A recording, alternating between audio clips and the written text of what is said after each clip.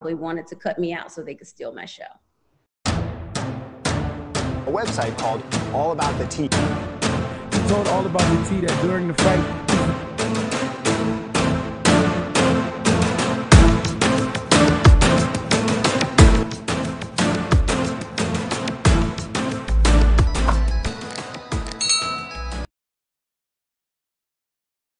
Hey, Mariah. Hey, Monica, how are you? I'm doing well. How are you today? I'm good. I am absolutely great, actually. So there's a lot going on. There's been a lot of rumors, and I just want you to clear everything up about your status with the show, what's been happening, what's going on. You know, my status is, listen, I'm in the middle of a pandemic like everybody else. I don't know. I think it's pretty clear that they haven't extended a contract to me and haven't asked me back for season 8. And for me, that's astonishing for a couple of reasons. One, because I feel like I'm a great addition. I'm an asset to the cast, always have been. I bring it every time I'm on camera. You know, it's just my personality. And I'm always authentically me. There's a lot of layers to my life, so it doesn't make sense. And two, I think with me creating this show and being an executive producer on the show, this just feels very personal. Like, why wouldn't they want me to be a part of what I created? So it just feels very personal, not getting a contract this season, and just my treatment overall over the years. It's been hard, Monica. It's been so hard. And I'm finally getting the courage to kind of really tell my story. And I am going to share my story. I appreciate that. Now, a lot of people may not know, and many do know, you actually created that show. Yeah. And the ironic thing is, this show, MarriedToMedicine, was picked up by other networks as well. We were picked up by TLC. We were shopping to every network in town. And I worked years on it. I had 2 different casts. You know, most of the women you see on the show, I casted them personally, even Evelyn. She was cast the first time around, but they didn't put her on the show. Purveyors of Pop didn't want her to be a part of the cast the first season. So yes, I created it, I casted it, I kind of did the story arc for it. I partnered with Purveyors of Pop, Matt Anderson and Nate Green. We said we were gonna come together and be this force and create this huge franchise, and we were gonna blow everybody away by showing them a lifestyle that they hadn't seen in terms of, a peek into the medical lives and what that entails in terms of the sacrifice. And from the beginning, I didn't get the memo, but they probably wanted to cut me out so they could steal my show. So it's heartbreaking because Aiden and I pitched this show, put so much money into it in my backyard, in my very backyard, Monica. We pitched it and we filmed it. I did so many different pilots. And it's just crazy that I'm even in this situation. It wasn't enough for them to try to cut me out the franchise, And it's troubling. They want to also cut me out of Atlanta. And it's just crazy to me that I'm in this situation. It's kind of odd to me because when I think about other creators and executive producers within Bravo, I know there's only 3, including yourself. There's Whitney from Southern Charm. Yes. Got Lisa Vanderpump from Vanderpump Rules. Yes. And they all seem to be on the cast. Yeah. Part of casting decisions from what I can see and what I've heard. But yet you're not treated the same way. I'm not. And I know that people don't understand kind of the dynamics of how it works, but you're right. There is 3 of us that have created a franchise, that are executive producers and cast on our shows at Bravo. And I'm not taken back that they have treated me so poorly. And when I say they, I mean the production company. I do believe that NBC Universal, Bravo, and Fremantle all have an obligation to make sure that they operate with inclusion. And they just haven't done that with me. They've seen it. They know how these guys have treated me. And they know the bottom line is they have wanted to exclude me from the beginning. And it's tough for me because people want to think that it's something I did wrong, something I signed, something I've done. It's not. You know, the bottom line is I should not have to be white or have balls to be in the boardroom to make decisions about the show that I created. It's nothing I've done. Amen. I can say that for sure because you bring it every season. That's what doesn't make sense. That's what's so clear to me. What's clear to me is that the world can see that these guys, just based on what you see, these guys, Purveyor Zapop, they have been making decisions based on bias versus what's best for the show. Like, it doesn't even make sense. Some of the storylines just don't even make sense. They just don't want me a part of it so bad.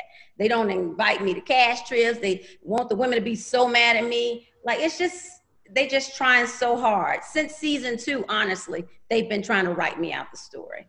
And I was told that. I didn't want to believe it, but I was told that from media outlets. I was told that from talent agencies. I was told that when I was presented other opportunities that they would say, you know, no, go with this person, use this person instead. She won't be here long.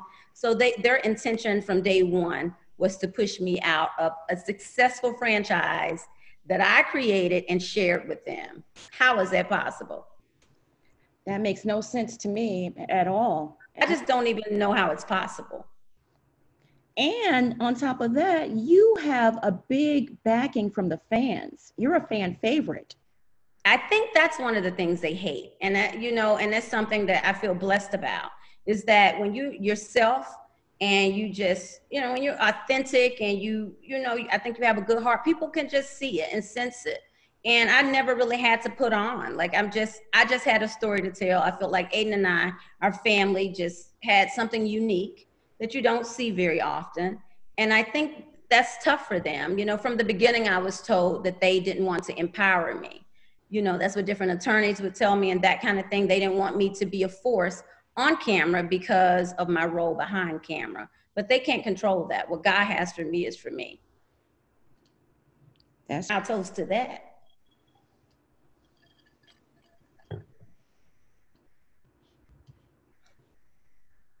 That's deep. That's really deep. It is. And it's troubling for many fans, considering everything that's going on in the world today with the racial tensions in this country, that the production company would treat an African-American woman in this manner. I feel like that. And I think that it's troubling. It's troubling to see just all around the board for me, like dealing with the other women, knowing that they're using them, you know. It's troubling that I could work so hard on something and every one of those women know that I wanted them to be a part of it. I wanted to share the platform for them to go along with what these guys are doing to me, and even have the audacity to say I have a vanity title, to basically say it was unjust for me to, like, even though we created it, invested in it. So it's tough for me. It's tough right now because of that. And then I think it's also tough because we're in a climate that has been so divisive. And it's one of those things that you just want to be treated equal. Like, you are ridiculed and torn down for just asking for equity, asking to be equitable. I don't want more than Purveyor Zapop. I just want to be the same thing as Purveyor Zapop, because I am. I created it. They helped me develop it, but we worked together to build it. So how is it that I can share my baby with them and they're able to kidnap it simply because I'm an African-American woman? That's what I believe. I don't see how they can get away with something like that. You know what? But I really do believe that good always wins in the end. And the one thing I've done is I've done my job. I'm good at my job. I worked in network TV before. You know, I was a news anchor. I was a producer. I did sales. Like, I get it. I understand. And more than anything, the part that they don't seem to get is that this is really my life. Like, this is really my purpose. You know, whether it's writing a story arc, living my best life, being myself, just being authentically me, and sharing it with the world and bringing the best out of other people. That's what I've done a really good job at. They don't get that magic. And that's what they're not getting when they try to expand to Houston, that was canceled. You know, is LA going in the direction they wanted to? I don't know. I've never met any of those ladies. But what I do know is both of those cities should have excelled far beyond belief, because they are places where minorities do well in medicine. That's absolutely true. I wonder why that is, though, because Houston came and went. Yeah, I know why it is. Because I think I really believe that what God has for me is for me. And I think a lot of it is they don't understand that Black women are not cookie cutter.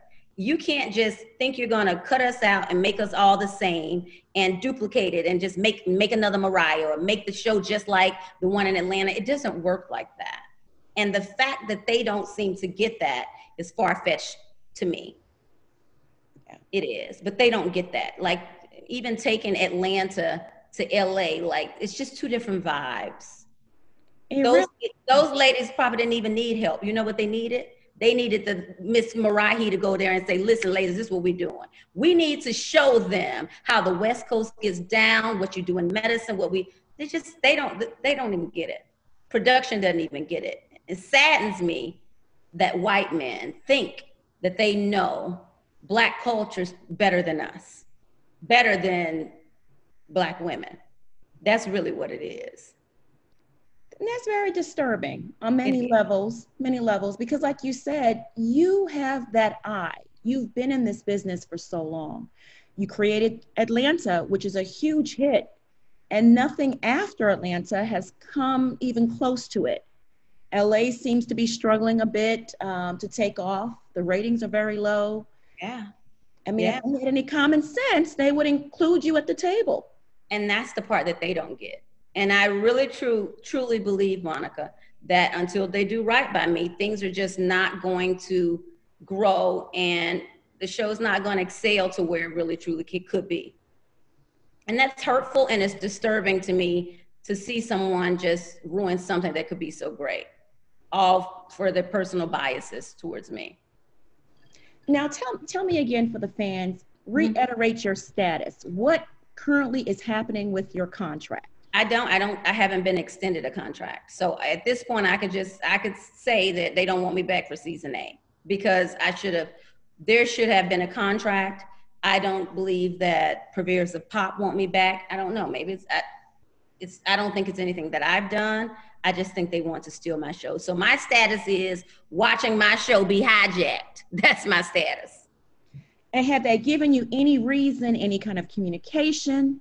Yes. So I had a conversation with Bravo last week, and they made it clear that they feel like moving forward, and they just didn't feel like they felt like I was unhappy in the show. And I said to them, and I firmly believe this, whether they think I'm happy, sad, energetic, or mad, every reaction, everything you see, every emotion you get from me actually does the ratings tell the story. I'm not going to be happy all the time, but why would I be happy when I'm being discriminated against and constantly, I don't know, they just always exclude me. It's gotten tiring. So it's not that I'm unhappy, as some of the executives at Bravo said, or one of the executives said to me. They feel like I'm just really unhappy. I just feel unprotected. And that's the truth. I'm not unhappy, I'm unprotected.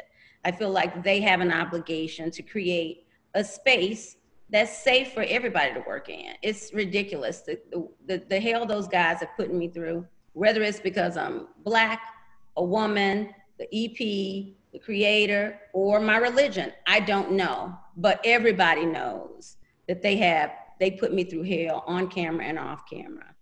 And nothing I do, I'm not rewarded. Like the other ladies are rewarded, you do this, they do the opposite. So Bravo just pretty much was just saying that moving forward, like season 8, they're not sure they wanted me to be a part of it because I seem unhappy. And I straight up said to them that, are you guys gonna be complicit in this? Because for the past few years, my story, how they've treated me. I went to HR, I've been told that I couldn't wear a hijab, my confessional, that they, all types of things. They've done some horrible things. And one of the things I've always fought for on this show, Monica, is to create a space and you know, enlarging the territory for other Black women in the business, especially for producers. Like, so I've always fought season after season, hey, we want to see some women that look like us behind the camera. So every African American producer that has been on Married to Medicine has been treated horribly. So it's not just me, horribly and dismissed. Every single African American producer, female, on Married to Medicine has been treated horribly. Yeah. To change. This should not be the culture. It shouldn't be a part of the fiber of the show. It's just all wrong. So I think of me just being vocal about what I want for something I created, I think maybe they just don't like it. And then going back to what we discussed earlier about Whitney from Southern Charm, Yeah. who's a creator and executive producer of that show, Lisa Vanderpump from Vanderpump Rules, another executive, they're not treated that way from what people see on the surface. And Lisa told me that. I met her before. She told me she makes the editing decisions. She has the last say so. Like, they're not treated that way. They come in and out as they please. I'm not even asking for extra or anything like that. I just want to be treated equitably as the other executive producers and creators at Bravo and as my counterparts. I don't think that's much to ask. Not only do they treat me worse, they treat me worse than the cast. I'm the last person to know everything. It's like so embarrassing. It really is. And it's embarrassing. But one of the things is, it's just wrong. It's just wrong. And I really want to see them make a change. I want to see them do differently. I would love for another production company to work with the show. You know, that's going on at another one of the shows, like Love and Hip Hop. They had some race issues and discrimination issues with the production company. And I think they're about to have another production company. That's the right thing to do. Viacom and VH1 get it. But hopefully Bravo will get the memo real soon, because the way those guys have treated me has been horrible, horrible. This is a broader discussion, it sounds like. It runs a lot deeper than I initially thought. Yeah. And it sounds that Bravo has some explaining to do, in a sense, some accountability. Yeah, because ultimately, if something happens under your roof, you're responsible. And they can't say, the beauty of this is they can't say they didn't know. I have told them every step of the way what's been going on to me. So they have been privy to, I've had a lot of conversations with HR at Fremantle, with the executives at Bravo. So it's disturbing to me because I truly believe that they were supportive of me. But the fact that they would allow them to push me out, it lets me know that they really are letting them hijack my show. What else is it? Like, there's no logical reason. Like, there's a lot of people they could have dismissed, but they just don't want me a part of it. And they're excluding me from the meetings and all of that. Don't want to pay me what my counterparts get paid, all of it. Want to pay me pennies and pay, like, no, it doesn't work like that. It just doesn't. They're breaking all the rules. They really are. And expect for me to say please and thank you. I'm on. I don't know why. I just did not think that a network that is supposed to be for women, shows women, and ran by women would go along with these guys. I did not. Call me stupid, but I did not think they would allow them to go this far. This takes the cake. Yeah. Bravo has a lot of explaining to do. Yeah. I think once the masses, the fan base is made aware of exactly what's going on behind the scenes, yeah, they're going to be, they have to step up to the plate and make some changes. This is not acceptable. I don't even know if it's legal. That's how I feel. I feel like, how is this happening? Aiden and I had that conversation. We just don't understand it. Then they want to like change the narrative to make it seem like, well, now I sold the show. I didn't sell shit. Like now what they can do is buy me out. Now go on happen and let them have it and do what they want to. But don't just push me out. Don't allow me to be a part of it and think you're going to you know, just do what you want to do. It doesn't work that way. It just does not work that way. And I want them to give me the same respect that they would give any other producer on the show. Like, it's crazy. It's crazy. It really is. It's not making any sense at all in terms of their behavior and how they feel that they could even do something like this and get away with it. But they have for so long. And I'm not saying them as entities, as that specific entity, but I think so many people have had their creations stolen and ran on. I mean, you hear stories about it, but you never think it will happen to you. As a matter of fact, I didn't think it would happen to me. I thought I did my due diligence, had all my, like, I'm not a cheap girl. Like, I believe in a legal team, but it's almost like David and Goliath. What can you do? Like, they can control the narrative because there's such a large entity, and whatever I do, they're just going to come out stronger. It's a machine. How do you fight a machine? The only way I know to fight it is by telling the truth. And I have the truth on my side. Exactly. Now, is there anything else you want people to clarify or you want people to understand about the situation that that might be some misconceptions out there? I think the whole thing that I sold the show is a misconception. I think that I'm doing this just because I didn't get asked back. This has been a journey. It's been really, really hard. They've made this really hard for me. I think just even with the drug allegations, to be honest, I was taken back by that. And that they allowed that to happen when they knew it was unequivocally false. They would allow someone to defame me, denounce, you know, they've done so much. And when you just take a step back and look at what was happening on the show, realize that that was strings being pulled because they didn't want me to be a part of what I created. So I think a lot of that is not that I'm not bitter, I'm not mad, I'm just not gonna allow someone else to have to go through this as well. So I'm sharing my story. I'm just not quiet anymore. My contract ran out and I can be a little bit more vocal now. And the other thing is, I really think that they expected me to quit. So every season they wanted me to, they were throwing things at me. You have to think, they cut me out of my own show when I was going through the miscarriage. Like it's always when I'm vulnerable. When my dad died, it's always, they didn't invite me to the cash trip for no reason. They've discriminated against me since day one. It may look like it's the women, but this is bigger than those women. It's much bigger. Right. They don't have control over what they don't. Not to say I'm happy with the lack of support. I am not. But it's right now, that's like, to me, it's a distraction. It's not about them. I don't want to talk about them. It doesn't matter. You know what I mean? You got bigger fish to fry. Yes. Yeah, absolutely. Yeah, I'm focused on really the catalyst of everything, and that is Purveyors of Pop. Well, I'll say this again. You are a fan favorite. Thank you. The masses love you. They appreciate how authentic you are on camera, off camera, how genuine you are. And I don't think people are going to sit by and allow this to happen. Okay? Yeah.